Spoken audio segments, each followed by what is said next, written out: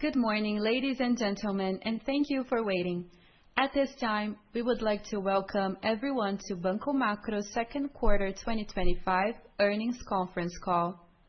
We would like to inform you that the second Q25 press release is available to download at the investor relations website of Banco Macro, www.macro.com.ar/relaciones-inversores. Also, this event is being recorded and all participants will be in a listen-only mode during the company's presentation. After the company's remarks are completed, there will be a question and answer session. At that time, further instructions will be given. It is now my pleasure to introduce our speakers. Joining us from Argentina are Mr. Jorge Scarinci, Chief Financial Officer, and Mr. Nicolas Torres, IR.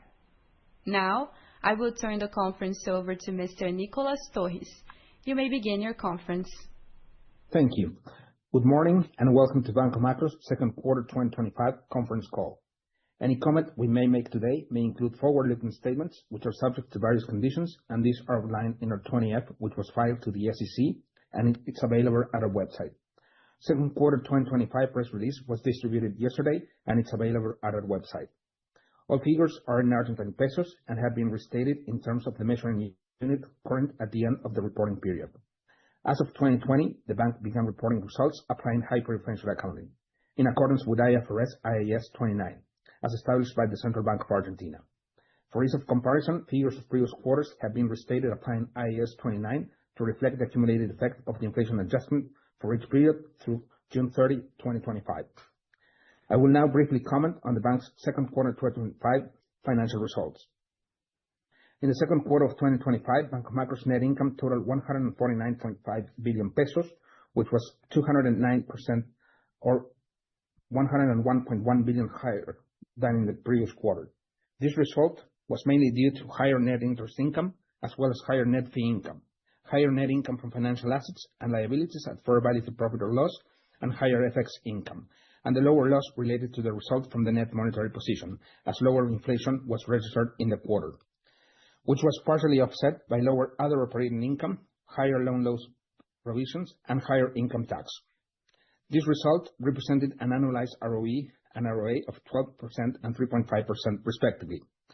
Total comprehensive income for the quarter totaled 157.1 billion pesos, 241% or 111 billion pesos higher than the result posted in the previous quarter. Net operating income before general and administrative and personal expenses was 956.2 billion pesos in the second quarter of 2025, 13% or 107 billion pesos higher compared to the first quarter of 2025, due to higher income from interest on loans and higher income from government securities.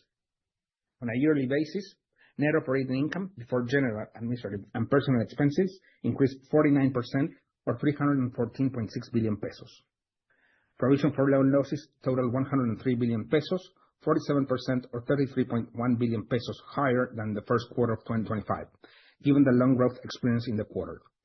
On a yearly basis, provision for loan losses increased 349% or 80.1 billion pesos. In the quarter, net interest income totaled 696.9 billion pesos, 14% or 82.9 billion pesos higher than the first quarter of 2025, and 163% or 432 billion pesos higher year on year. This result was due to a 169.2 billion pesos increase in interest income and an 86.3 billion pesos increase in interest expense. In the second quarter of 2025, interest income totaled 1.1 trillion pesos, 18% or 169.2 billion pesos higher than the first quarter of 2025, and 26% or 221.3 billion pesos higher than in the second quarter of 2024. Income from interest on loans and other financing totaled 746.1 billion pesos, 19% or 118.2 billion pesos higher compared with the previous quarter, mainly due to a 17% increase in the average volume of private sector loans and by a 43 basis points increase in the average lending rate. On a yearly basis, income from interest on loans increased 30% or 171.3 billion pesos. In the second quarter of 2025, interest on loans represented 69% of total interest income.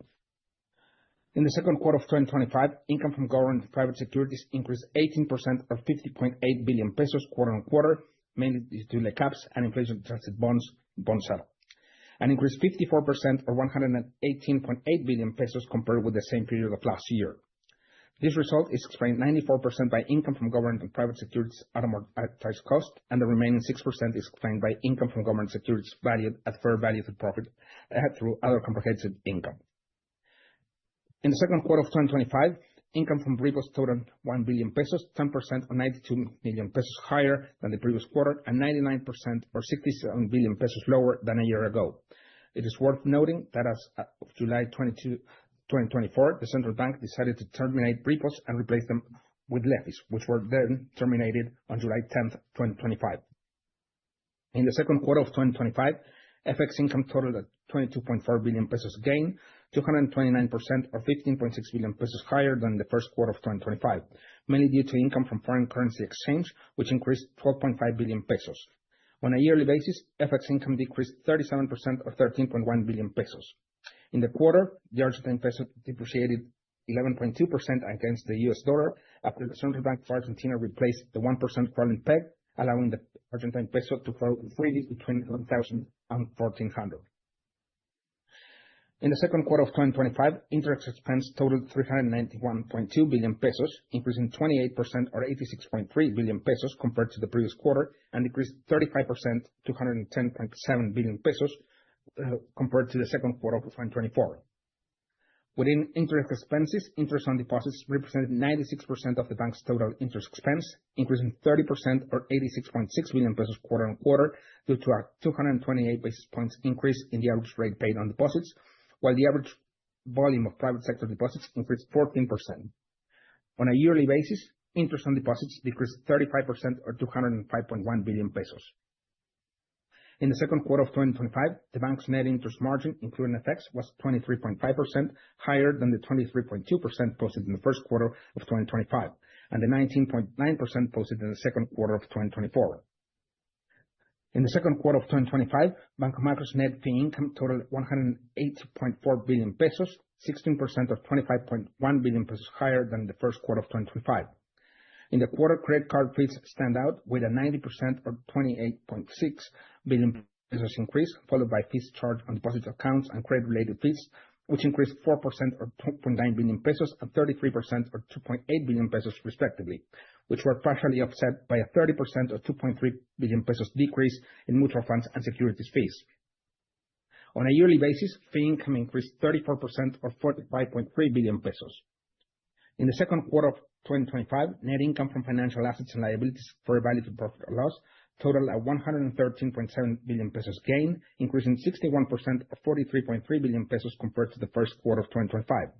This result is mainly due to higher income from government securities. On a yearly basis, net income from financial assets and liabilities fair value to profit or loss decreased 33% or 55.3 billion pesos. In the quarter, other operating income totaled 45.8 billion pesos, 37% or 26.8 billion pesos lower than the first quarter of 2025 due to lower credit and debit card income. On a yearly basis, other operating income decreased 24% or 14.3 billion pesos. In the second quarter of 2025, Banco Macro's administrative expenses plus employee benefits totaled 279.7 billion pesos, 3% or 7.3 billion pesos higher than the previous quarter due to higher administrative expenses, which increased 8%. Meanwhile, employee benefits were practically unchanged. On a yearly basis, administrative expenses plus employee benefits decreased 1% or 2.6 billion pesos. In the second quarter of 2025, the efficiency ratio reached 33.9%, improving from the 38.2% posted in the first quarter of 2025 and from the 55.6% posted a year ago.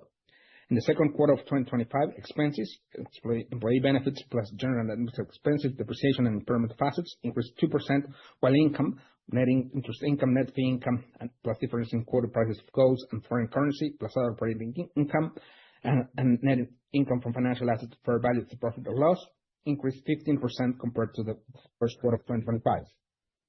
In the second quarter of 2025, the result from the net monetary position totaled 203.9 billion pesos loss, 28% or 79.3 billion pesos lower than the loss posted in the first quarter of 2025, and 68% or 439.9 billion pesos lower than the loss posted 1 year ago. Lower inflation was observed during the quarter, 256 basis points below the first quarter of 2025, down to 6.01% from 8.97% in the first quarter of 2025. In the second quarter of 2025, Banco Macro's effective income tax rate was 39%, lower than the one registered in the first quarter of 2025. Further information is provided in note 21 to our financial statement. In terms of loan growth, the bank's total financing reached 9.24 trillion pesos, increasing 14% or 1.1 trillion pesos quarter-on-quarter, and increasing 91% or 4.4 trillion pesos year-on-year. In the second quarter of 2025, private sector loans increased 13% or 1.1 trillion pesos. On a yearly basis, private sector loans increased 91% or 4.3 trillion pesos. Within commercial loans, overdrafts, documents, and others stand out with a 29 or 369.8 billion pesos increase, a 19 or 243.5 billion pesos, and a 14 or 200.6 billion pesos increase, respectively. Consumer lending, almost all product lines increased during the second quarter of 2025, except for credit card loans. Personal loans and mortgage loans stand out with a 12% or 206.8 billion pesos and a 13 or 82.2 billion pesos increase, respectively. In the second quarter of 2025, peso financing increased 13% or 846.1 billion pesos, while US dollar financing increased 4% or $65 billion. It is important to mention that Banco Macro's market share over private sector loans as of June 2025 reached 9.2%. On the funding side, total deposits increased 4% or 406.2 billion pesos quarter-on-quarter, totaling 62 trillion pesos, and increased 13% or 1.2 trillion pesos year-on-year. Private sector deposits increased 4% or 414 billion pesos quarter-on-quarter, while public sector deposits decreased 1% or 8.3 billion pesos quarter-on-quarter. The increase in private sector deposits was led by time deposits, which increased 12% or 514.6 billion pesos, while demand deposits increased 5% or 209.9 billion pesos quarter-on-quarter. Within private sector deposits, peso deposits increased 1% or 45.9 billion pesos, while US dollar deposits increased 2% or $45 million. As of June 2025, Banco Macro's transactional accounts represented approximately 48% of total deposits. Banco Macro's market share over private sector deposits as of June 2025 totaled 7.3%. In terms of asset quality, Banco Macro's non-performing to total financial ratio reached 2.06%. The coverage ratio, measured as total allowances under expected credit losses over non-performing loans, reached 140.37%. Consumer portfolio non-performing loans deteriorated 100 basis points, up to 2.81% from 1.81% in the previous quarter, while commercial portfolio non-performing loans improved 14 basis points in the second quarter of 2025, down to 0.52% from 0.66% in the previous quarter. In terms of capitalization, Banco Macro maintained an excess capital of 3.13 trillion pesos, which represented a capital adequacy ratio of 30.5% and a Tier 1 ratio of 2.9%. The bank aims is to make the best use of this excess capital. The bank's liquidity remained more than appropriate. Liquid assets to total deposit ratio reached 67%. Overall, we have accounted for another positive quarter. We continue showing solid financial position. We keep a well-optimized deposit base, asset quality remain under control and closely monitored, and we keep on working to improve more our efficiency standards. At this time, we would like to take the questions you may have. Thank you. At this time, we are going to open it up for questions and answers. If you would like to ask a question, please press the Q&A button at the bottom of the screen. Or to ask questions on audio, click on Raise Hand. You will then receive a request to activate your microphone.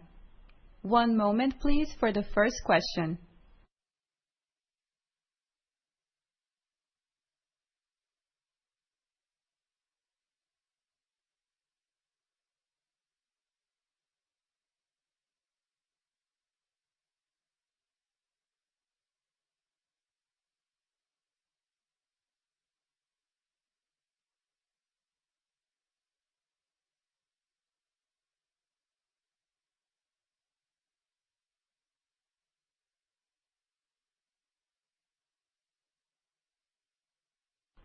Our first question comes from Ernesto Gabilondo with Bank of America. Thank you. Hi, good morning, Jorge and Nicolas, and thanks for taking my call. I have a couple of questions from my side. The first one will be on what could be the potential impact on NIMs and asset quality from the recent volatility on interest rates and debt auctions. Should we continue to expect volatility in the next weeks? Yesterday, we saw the renewal of peso debt maturities, but still at high rates. My understanding is that you are participating in the debt auctions, which are coming with a high cost of funding. But at the same time, you are lending personal loans with 3-year maturity and high fixed rates. So just want to understand if this should help to compensate the temporary higher cost of funding.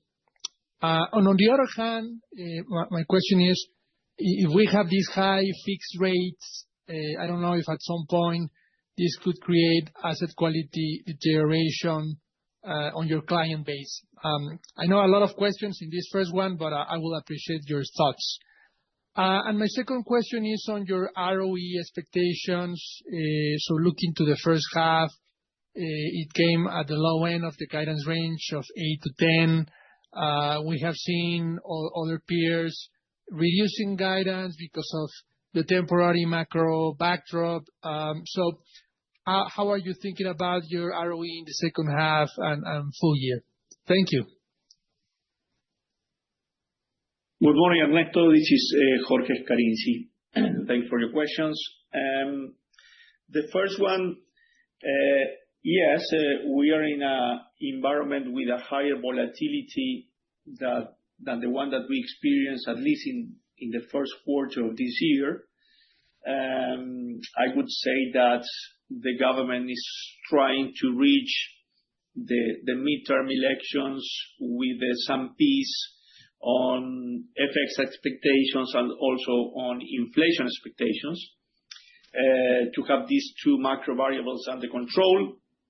I think that the work or the consequences of this is basically what the government is looking for, because inflation is under control, below 2% on a monthly basis, and also the FX is also under control in the current spot market. Yes, of course, also we are seeing an increase in the funding costs, basically on time deposits. We are seeing interest rates going up. It is also true that in time deposits, we have a well-atomized deposit base and with a big standing in the interior of the country. And in those deposits, we can relatively pay lower interest rates compared to other competitors that are more based in Buenos Aires area. But even though that, we are seeing an increase in the funding cost. It is also true what you mentioned about the debt auctions, that we are going to these auctions in order to comply with the reserve requirements that have been increased a lot in the last 30 to 45 days. And it is also true what you mentioned, that we are extending loans on personal lending with high interest fixed rates. I would say that even though if you have a look at the NIMs in the second quarter and also in the first half of 2025, we have been able to increase or to enlarge or to widen these net interest margins. What we are forecasting for the third quarter is, when you put all the combination of the increasing funding costs and what we are doing on the asset side, we expect some timid reduction in the NIMs in the third quarter, basically due to this volatility and to the increase in reserve requirements and the auctions that we are complying with some fixed rate that are not that high as we have been expecting. So bottom line, the third quarter NIM should be timidly below the second quarter net interest margin. On your second question, and you also asked about NPLs. Yes, we are seeing NPLs across the board, in the system going up. Even though that Banco Macro has the best asset quality standards among our peers, we are doing a great job there. But it's also true that with the current high real interest rate environment, we are foreseeing, or we are showing an increase in NPLs. Consider that with a monthly inflation of 2%, and now real interest rates, at least in these personal loans, are close to 6 or 7% positive in real terms, it becomes a bit more difficult for maybe debtors to pay, even though we have to say also that the economic program of this government has been focused on trying to maintain the salaries of the people rolling below inflation. That is also affecting.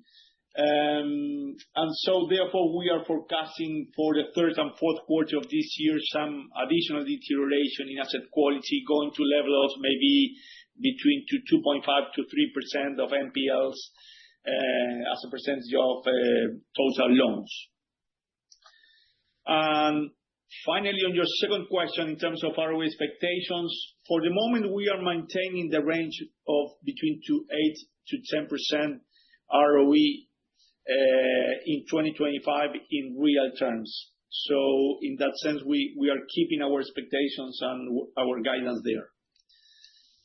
No, excellent. Thank you so much. Just to follow up in terms of the asset quality, you mentioned your expectations for the NPL in the second half. How should we think about cost of risk? I would assume, Ernesto, cost of risk similar than the one that we saw maybe in the first half of 2025. In the year of 4, I would say 4 would be 4% would be something reasonable to forecast for the second half. Okay, perfect. Thank you very much, Jorge. You're welcome, Ernesto. Our next question comes from Brian Flores with Citi.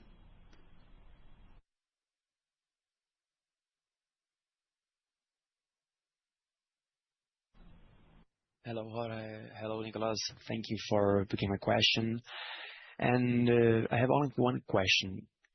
What do you estimate for the year Tier 1 ratio would be? Good morning. In terms of the Tier 1 ratio, considering the increase in loans and the installments that we are paying, our cash dividends announced in May of this year, we are forecasting to end 2025 with a Tier 1 ratio in the area of 28.75. Okay, thank you very much. And thinking on another question, what are your thoughts on the quality of the retail loan portfolio for the system? Sorry, can you repeat that? Sorry. What are your thoughts on the quality of the retail loan portfolio for the system? Sorry. Yes. As I was commenting in the previous question, we are seeing some deterioration in asset quality. Basically, the increase in nominal and real interest rates is also impacting in the rhythm of the economic growth. What we are forecasting is that it should be maintained at least in the third quarter, and we could see some relaxation of these interest rates in the fourth quarter. But in terms of delinquency rate, as I mentioned before, we are forecasting to have a continued deterioration. In our case, maybe to level up to 3% of total loans by the end of the year. I would say that across the board, it's going to be similar or might be a bit worse in other banks, Brian. Okay, thank you very much. You're welcome. Next question from Yuri Fernandes with JP Morgan. Thank you, Nicolas, and thank you, Jorge. I have one regarding the funding growth, especially in pesos. I know all the cost debate, but we also have a volume debate, right? Like we are seeing your LDR in local currency approach 100%. This is not only macro, this is in the industry, it's the lack of pesos, we get it. But what is the strategy for the funding, Jorge? What should macro do, or should we see loan growth deceleration because like funding is getting too expensive and too difficult to find? So if you can comment a little bit on your funding strategy, maybe some guidance on deposits, and also comment a little bit on your loan growth guidance, I would appreciate, and then I can ask a second question. Thank you. Okay, Yuri, good morning. In terms of what we are doing in terms of funding is ideally we are trying to pay a higher cost, but as far as we can, a relatively lower higher cost compared to our peers. As I mentioned in the first question, basically because of the deposit base more focused on the interior of the country and more retail than other peers. But of course, the idea is to continue growing in both in pesos deposits and dollar deposits.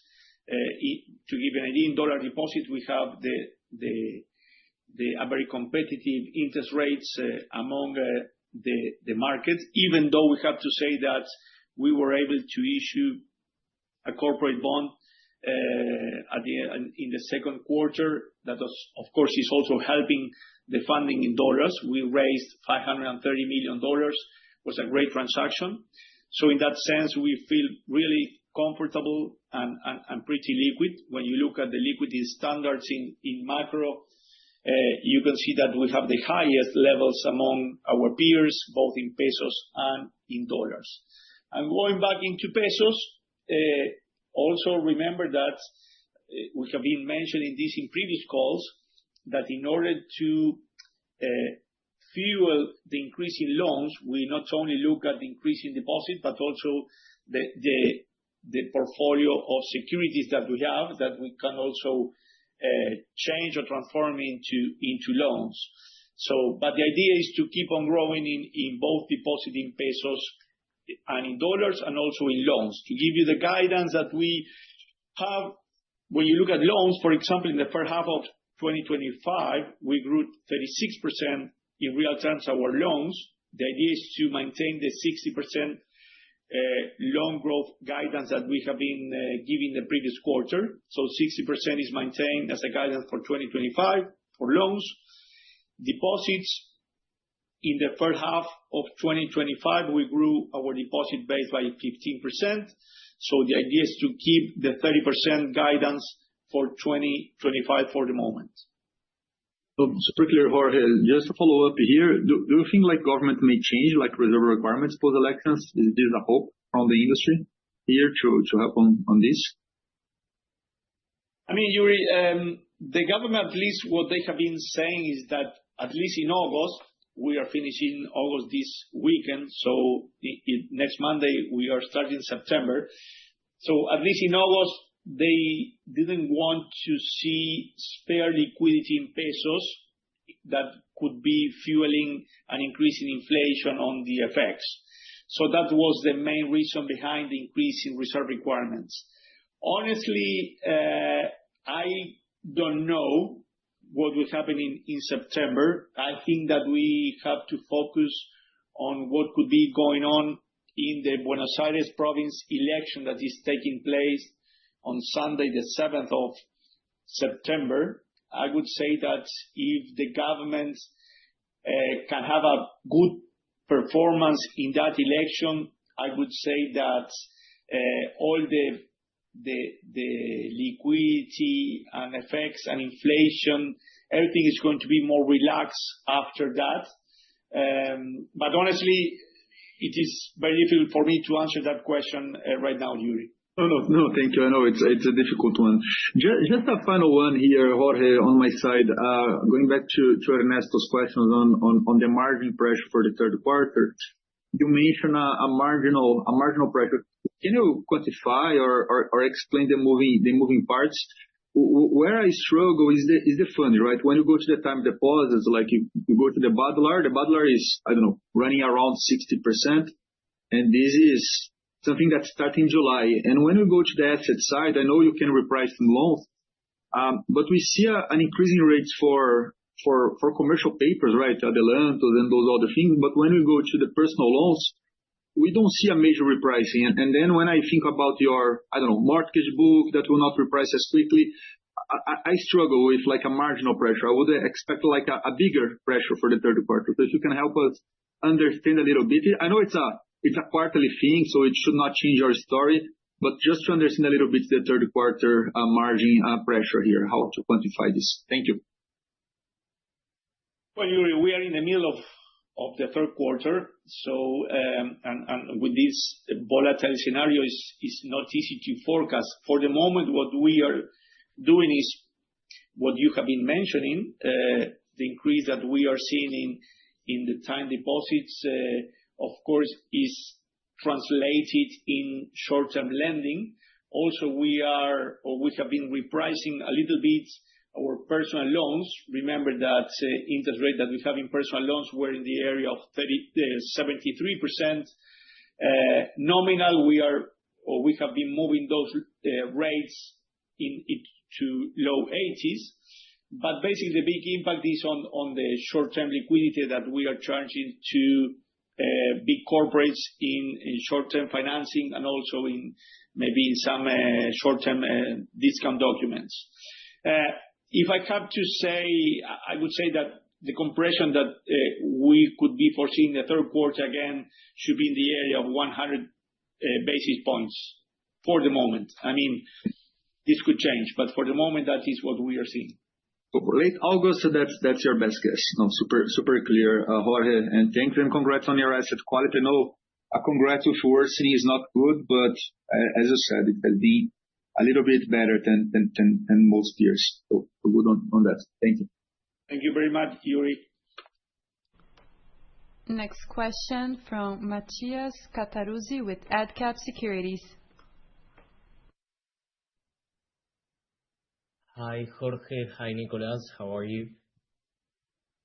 Yes, I have a question about the expected loan growth and deposit growth for 2025.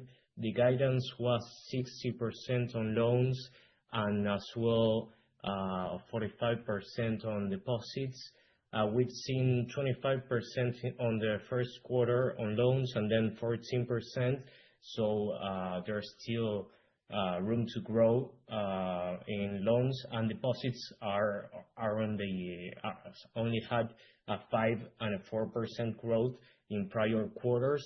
How do you see this tendency, especially with the third quarter expected to be a little bit more illiquid than prior expectations? Hi, Matias.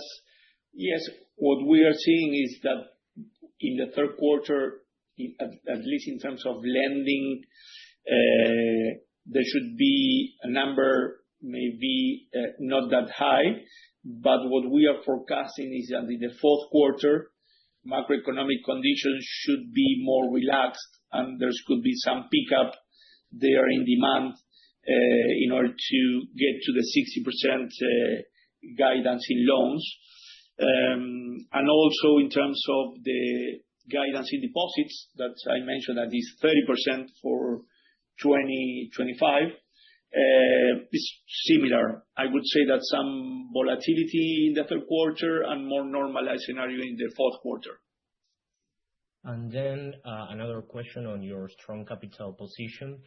Do you still consider M&A activity, acquiring a mid-sized peer, or given valuations right now are more hurt than before? Or what is your outlook on that field?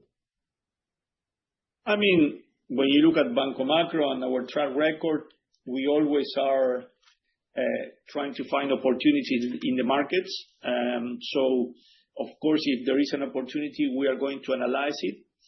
Of course, price is very important. The physical presence of branches, type of businesses, overlapping of branches, we consider all that. So, for the moment, there's nothing on the table, but we are open to analyze any potential target, as always, as we have been doing the last 22 years. Great. And then on loan growth opportunities going forward, which should be the mix going forward? We've seen some rise in NPLs on consumer lending. Are you shifting to corporates and small and medium enterprises, or what's your outlook? We maintain our policy of being a universal bank and tackling commercial and consumer lending with the same appetite. Of course, in this volatile scenario, we are a bit more conservative in some requirements for both type of loans, commercial and consumer, and of course with the higher interest rates, but that we are not stopping one in order to focus into the other. No. Okay, thank you so much. You're welcome, Matias.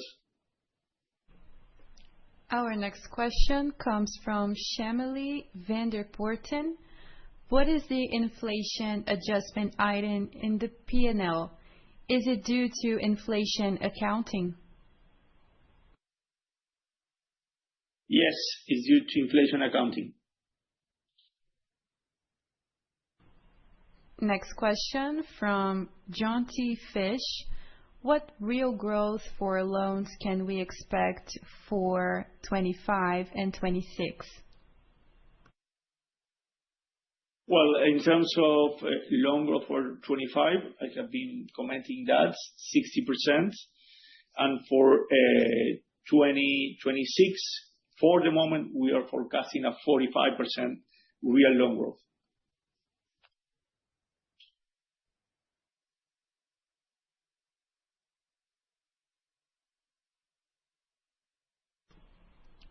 There are no more questions at this time. This concludes the question and answer session. I will now turn over to Mr. Nicolás Torres for final considerations. Thank you for your interest in Banco Macro. We appreciate your time and look forward to speaking with you again. Have a good day. This concludes Banco Macro's conference. Thank you.